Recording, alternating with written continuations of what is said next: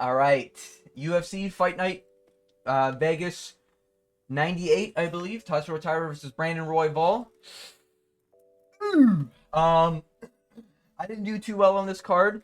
Quick disclaimer: I don't bet, I don't gamble, I don't put money on these fighters. I don't condone it. I don't think you should be doing it. I think it ruins lives. I just pick them for fun and because it's a sport. You gotta have some fucking fun. You know. But anyways, getting into the breakdown. To start off, we had Clayton Carpenter, Lucas Rocha. I picked Lucas Rocha. He ended up losing. Giga Chad though, he didn't tap like a chicken and he got choked out. Is what it is. Clayton Carpenter is good.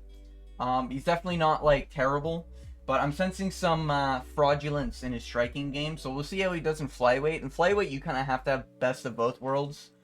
You really do have to have good striking and good grappling, as we saw in the main event. But yeah, Clayton, I think will do well in this division. I don't think he goes very far, but I think he does well.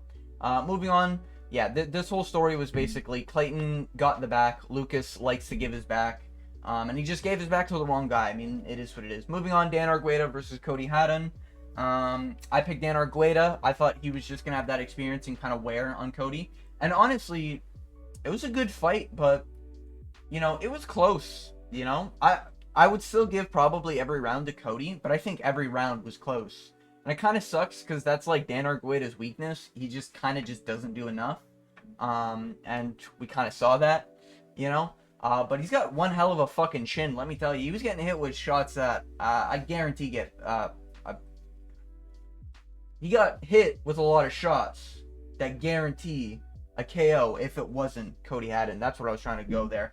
Yeah, my brain works a little too fast, but yeah, Cody got it done. Congrats for the Aussies. Aussies need someone else to really put their name back in the world after the Steve Erstag incident. Him getting knocked out by Kai Kara France is basically what I'm referring to, because now he's got to get at least 3 or 4 wins before he's even in talks for a title shot. But yeah, is what it is. Moving on, we had a women's decision. Don't care. Moving on, we had, this fight was boring. Julia won. I'm pretty sure I coin flipped Julia. I could be wrong, but I don't care. I'm just gonna I don't care. Moving on, Junior Tafa versus Sean Sheriff. This was one of the worst fights I've ever seen in my entire career of watching these fights. I can't believe you can be this dog shit and enter the UFC. I'm not even joking with you. Anyone above 6'2", who weighs a little over 205, just sign up to the UFC heavyweight on the next Contender Series. I promise you, in 1 month, you'll go far. 1 month of training, you'll go far. Bro, do a little bit of Muay Thai, oh my god, you'll be knocking out everyone in this fucking division, let me tell you. All you gotta do is wait till round 2, and then they're just gonna be said. I'm not even joking with you. His whole, oh my god, these two fat fucks, literally, after the first minute of the round, which, Sean was actually kind of popping off in the first minute, but after the first minute, it was literally like,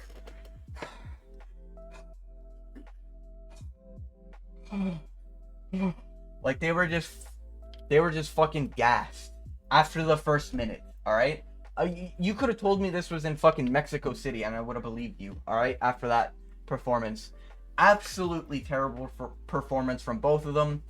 Cut both of them. Tafa brothers suck ass anyways. I'll never pick either of these guys to win a fight like in their entire career. At least I don't think so. I think Chris Barnett actually would have beat that Junior Tafa. You can disagree with me in the comments, but I think Chris Barnett would have smoked Junior Tafa. I didn't even pick this fight. If I would have picked this fight, I would have picked Junior Tafa, because I picked Chris Barnett. I would have been right, just saying. But Junior Tafa definitely looked like a fraud in this fight. Like, kickboxer for what? You know what I mean? Like, he looked like a fighter who's won every fight in 5 seconds, and I was like, oh shit, there's more? So it's no wonder why he got submitted by Volter Walker, you know what I mean?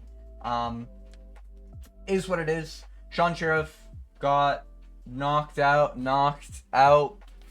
Wasn't even good, because it wasn't even like a knockout. It was just like the ref felt bad for Sean.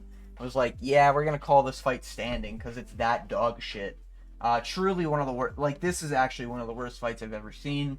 You couldn't pay me to watch that fight again, and I mean that. Moving on, Kemba Gorimbo versus Nico Price. Nico Price is a veteran, but he's way too over the hill. I picked Kemba Gorimbo. I guess we can not count those. Yeah, this is probably the first one that I got technically right from the video. Even though I would have picked Junior, I'm technically counting this. This was like a no-brainer. Themba's just good. I think that might be his problem in the future, though. Themba is just good. You know, he's not great.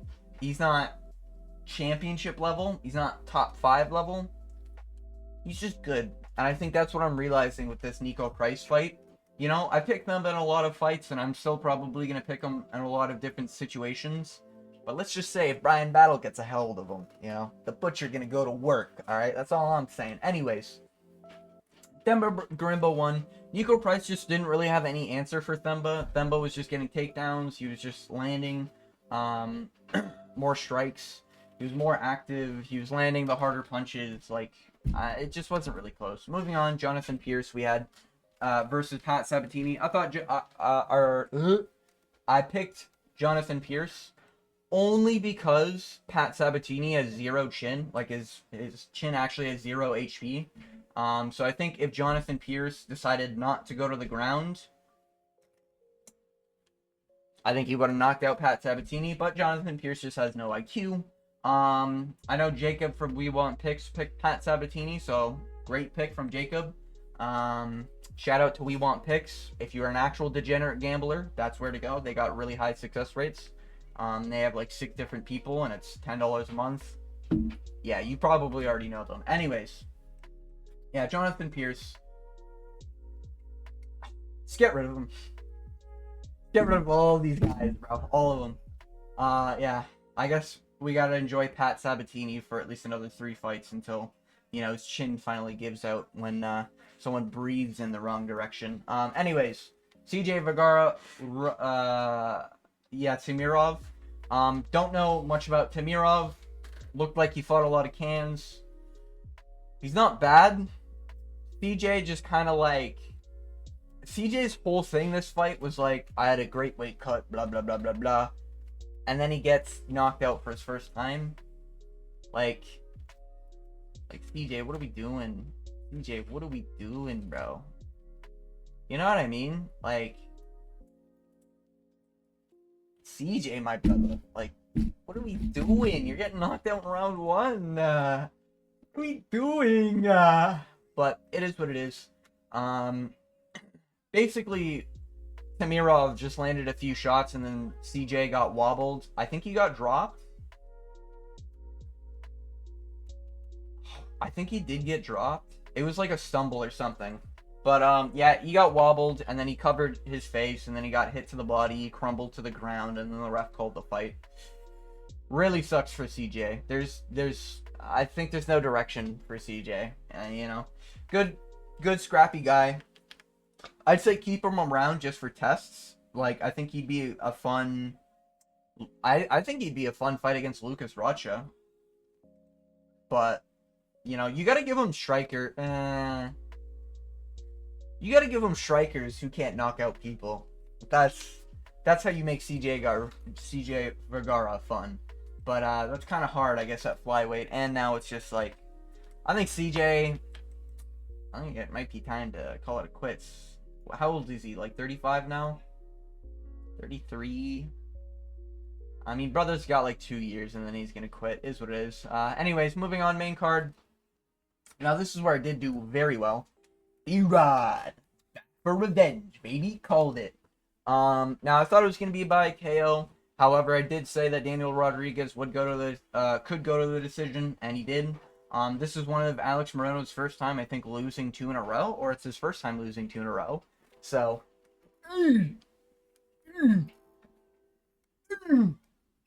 yeah, that's right. I picked it. First time losing 2 in a row, Alex Morono. T-Rod's back, baby. Just give him like a bunch of unranked guys and let him mop the floor with them for fun, you know? Like, D-Rod will at least make it fun. He is a slow starter, So round 1's like the scary moments for him.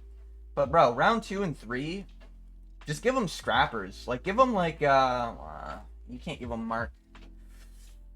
Give him like Neil Magny or something. You know, just give him people that just like aren't anything anymore. You know what I mean?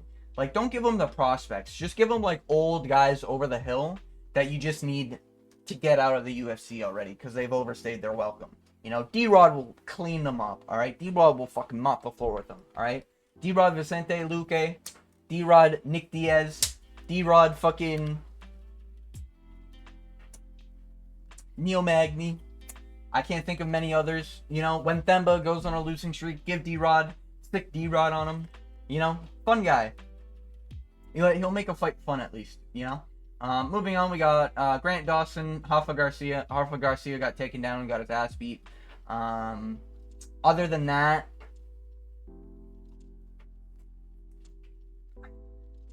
actually, with this Daniel Rodriguez thing, another thing to mention, I'm a fan of Alex Morono, but Morono, like, he just can't put people away anymore. Like, he could with his kicks, and that's the only thing that he has strong. He's got nothing else, you know? Just a little 2 cents there, you know? And that's just what this fight was. It was literally like just D-Rod has better boxing than Morono, and Morono just has no power anymore. He's more diverse, he's got mix-ups, he's not bad on the ground, but he just has no pop on his shots, you know? He's got that very awkward style. Anyways, moving on, Grant Dawson, yeah. Round 1, this was, oh shit. Yeah, Grant Dawson tried to, like, make himself look good in terms of striking in the first round. That's what it felt like to me. Felt like he was trying to showboat because he got knocked out by Bobby Green. That is a stain on your record that's going to be there for a long time. No hate on Bobby Green. I love Bobby Green. But getting knocked out in first round by a 40-year-old Green, that's a bad look if I've ever seen one. Now, striking isn't terrible, but it's just not that great, you know what I mean? And then he finishes Rafa Garcia's first loss via finish. But I mean, I think everyone picked Grant Dawson. This is no surprise. The KO is kind of a surprise. I think a lot of people were picking a decision. At least Grant Dawson makes it not as boring as most grapplers, you know? Or maybe, I guess, if you're a fan of knees to the thigh, Grant Dawson probably seems like a fucking sleeper to you, you know? You just see Grant Dawson actually work to get takedowns, drag people down, and beat the living shit out of their face while they're on the ground. It's probably boring as shit to you if you're a Murad Divishvili fan, you know? You'll never see that from Murad, so it's obviously boring to you. But got the pick right, so far, did I sweep? Oh, I didn't sweep the card. Almost swept the card. Anyways, Grant Dawson won. Chidi Njokuani versus Jared Gooden. I thought Chidi was going to get a KO here. Almost did a few times. I didn't think Chidi was winning that far ahead until I think like the third round, and then I realized the numbers were so high. I think Chidi was just up every round, like just slightly. Jared Gooden just had no answers, you know? And Jared Gooden, I guess, showcased that he does have an actual like decent chin, like a pretty good chin. But I guess the takeaway from this is Jared does very, very bad against people who've got range. And Chidi's got a good chin for a 35-year-old, you know? Chidi bang bang. Njokuani gets it done. But yeah, it was just Chidi up a little bit on strikes, a little bit on grappling, right? It was like, it wasn't takedowns. I guess he just got the better scrambles, you know? Ending up on top, ending up pushing him against the fence, stuff like that. But yeah, Chidi got it done. Happy for Chidi. Big fan of Chidi. Not a big fan. I'm a fan of Chidi, but you know what I mean? Like, I'm not going to an event or I'm not watching the event thinking, I can't wait for Chidi Njokuani, you know? I'm just like, good fighters on, you know? You know, D-Rod Chidi Njokuani. Make that fight. I think that's a good fight to make. Anyways, moving on, we got Brad Tavares versus Park Yun Young. Complete robbery. Brad Tavares won the final round. Obviously, he won round 3. That 4 minutes and 50 seconds of control time means nothing when Brad Tavares landed that uppercut. Complete and utter robbery. Ruined my perfect sweep of the main card, you know? It just sucks, these judges. Honestly, the robbery was almost worse than Bivol Berdebiev, you know? Damn, it sucks, you know? But it is what it is. Iron Turtle got it done. He got dropped in the first round, so I think we're sensing Park Yun Young getting a few KOs in his future. You know what I mean? But Brad Tavares did good, but like Brad Tavares, I think is just becoming this guy who doesn't know what, like, he doesn't know how to get ahead, and I think he showcased that in the third round. Like, he'll just accept being laid on or being up against a fence or being pushed on or, you know, grappled. He just won't do anything to advance positions. He won't do anything to, like, oh, I'm behind right now, I need to go, you know? Brad Tavares is very much just like a, let's stand and bang, and then if you hug me, okay, we're hugging now. And that's kind of what we're learning in Brad Tavares' career here. I think this is his third loss in a row? He lost to G-Rod. Oh, he beat Weidman. Right. Yeah, right. Okay, so he's got like one more fight in him, but he's just got no, like, a lot of fighters, like some fighters will have killer instincts. Brad Tavares to me strikes as a guy who has zero killer instinct. You know? He's solid when it comes to just boxing or just boxing. But the problem with Brad is that he doesn't know how to combo things, he doesn't know how to set up things, and he just doesn't know how to, like, just go for it. You know what I mean? Like, he doesn't have terrible power in his hands. Like, he could definitely knock people down and knock people out, but the problem is that he's just got no way to set it up, you know? I think one of the main things this whole fight, all these strikes were just to the head. I think there was only a few body shots the whole fight. I mean, by both of them. But Brad Tavares, like, with the older fighters that got, like, soft middle sections, you go to the body, then to the top, you know? Even D-Rod was doing that. I think D-Rod is just a better Brad Tavares. You know? That's kind of what I think, personally. I think D-Rod has a slightly worse chin, but, I mean, he is slightly older, and he's just a better Tavares. And I think that's how it is, you know? But anyways, moving on. Main event time, baby. Hey! Brandon Raw Dog Royval got it done by decision, like I fucking said, because Tatsuro Taira is just inexperienced. He's not bad. On the feet, he's terrible. Atrocious. If Tatsuro, one thing you need to work on, brother, get with your cousin fucking Inoue, alright? And just do boxing sessions for the next 3 months, alright? And then come back to MMA. Ground game, mwah, chef's kiss. Magnifique, you know? Brandon Royval, I consider to have one of the best scrambles in MMA. That doesn't mean, like, he can't be beaten in a scramble. It just means he knows when to start a scramble, how to really get in top. Like, he has a plan every time. So, I think he showcased that in this. I think Taira has really, really good scrambles as well. But I just think Taira's just got, like, if you're getting pieced up by Brandon like that, getting pieced up by Brandon, I don't think you're really gonna get past Pantoja. You know? I know Pantoja isn't this elite striker or whatever, but bro's got power, and I know Tatsuro's got, like, a infinite HP chin, but listen, man, I wouldn't be able to trust Tatsuro Taira with beating someone like Pantoja, at least right now, just because Tatsuro Taira is he's young, inexperienced. It looks like he doesn't know what to do when his game plan isn't working, you know?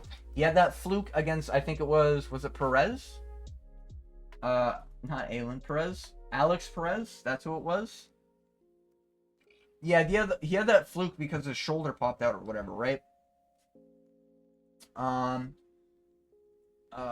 then, like, Carlos Hernandez, like, yeah, he just didn't really fight anyone of note, right? And that, I think, at the end of the day, is, like, why you can't rush these prospects, you know? And Kaya Sakura versus Pantoja just got announced. Crazy fight. But I think we're gonna understand very quick. You can't just throw these people who are young, inexperienced. Okay, maybe not like so young with Kai, but like you can't just throw these inexperienced like prospects just at like the toughest level. You know, and flyweight's very much like there's top 5 and then there's everyone else, you know? And I know like a lot of these out of top 5 get title shots, but if you look at the flyweight champions, like we got Moreno, we got Figueiredo, and we got Pantoja. And that's been like that for the last couple years, you know? And it's gonna be like that for the past couple years, in my opinion, or the next couple years. Like, I don't see how any of these guys can really do more. Like, Brandon looked like shit. Brandon Moreno looked like shit against Brandon Royval on their second fight, whatever their last fight was. Looked like shit. But Brandon Moreno still clears most of flyweight, and that's like the problem with flyweight, you know? Moreno's just been around for so long. Royval's just been around for so long. Pantoja's just been around for so long. You're not gonna beat these guys that are like vetted into the game, you know? They grew up in this division, you know, where these guys are starting to grow up in the division.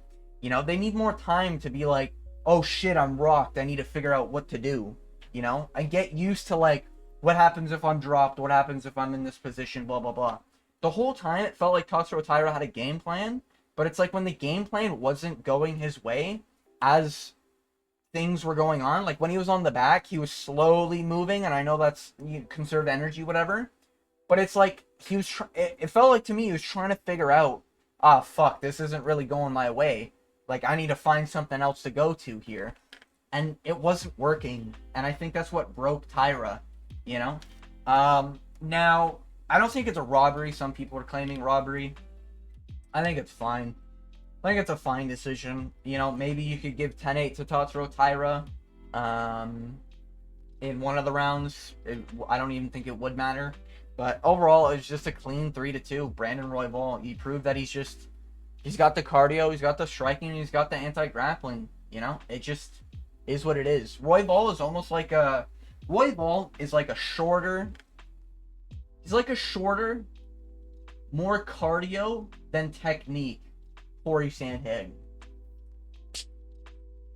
That's kind of what he is. He's really good at scrambles, man. And he's really good at, like, you know, oh, he's about to shoot now type moments, you know? Does he get taken down? Does he get held down? Yes. But that's only to the elite in the division. You know what I mean? Yeah, that's just my personal take. But yeah, that was the whole card. I enjoyed the fights on the main card. Prelims sucked ass. I thought they were all terrible. Yeah, they were bad. They were bad. Overall, not a terrible card. Probably like above average. But yeah, I look forward to next weekend where we get Michael Pereira, Rob Font, okay, Charles Jourdain, or Johnson, sorry, not Jourdain. Oops. Jake Hadley. Okay. Okay, I like this. I like this. I like this.